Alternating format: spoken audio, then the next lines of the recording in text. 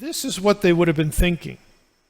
This is not just a snake. It's not really a snake like we know snakes. It's a supernatural being, and it's up to something.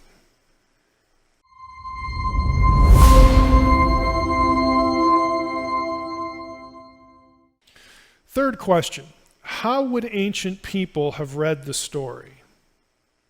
And this is at the point at which I think our modern elitism sort of clouds our judgment.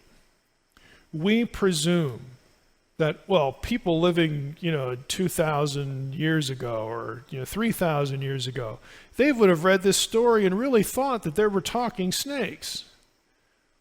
Really? Again, this is where I'll say it again. This is where I think our elitism gets in the way. Ancient people knew that snakes do not talk. They weren't stupid. Okay, they knew that animals didn't talk, and so when they encounter this in a story, when they encounter this in a poem, when they encounter this in some epic that tells their story, they're not going to think, wow, there must have been a time when snakes talked. What they're going to think and what they're going to suspect is, okay, this isn't normal. The gods must be up to something. There's something going on with this animal. It's either a disguise, it's a deity that comes in this form, but there's something going on here because this isn't the way things work. So the gods have entered the picture because they don't play by any of the rules of normal nature or human experience. The gods don't play by those rules. So an ancient person from Egypt, when they read stories, let's just click out to a few things. When they read one of their stories about animals that talk, they're going to, again, intuitively know that there's something supernatural going on. So this is from the Zondervan International Biblical Backgrounds commentary. And I just want to read you a few sections here. Serpents in Egypt are also connected with occult wisdom. The uraeus is sometimes invoked as a magician. The uraeus, again, is that serpentine figure that's like on the Egyptian crown and in other pieces of Egyptian art. In this regard, it may be no coincidence that the Hebrew word used for snake here, nachash, evokes the similar sounding and perhaps etymologically related verb, nachash, meaning to give omens, again, to practice divination. Many gods, especially the primeval gods, were represented in serpent form. Again, an Egyptian reading one of their texts, when they encounter this is what they would have been thinking. This is not just a snake. It's not really a snake like we know snakes. It's a supernatural being, and it's up to something.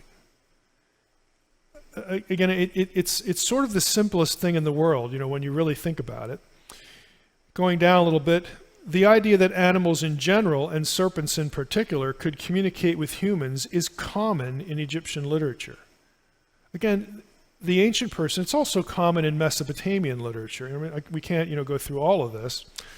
Why does this information from the ancient Near East tell us about Genesis 3, or what does it tell us? Because the New Testament development of Christian theology, it's most common for people today immediately to think of Satan as the serpent of Genesis 3, but the Israelites never make that connection. Again, Satan is not a word in Genesis 3. We cannot recover what Adam and Eve would have thought about the serpent, but the ancient Near Eastern literature gives us an idea of some of the images that came to mind for the Israelites living in their time and culture. Foremost is the association of the serpent with life and death.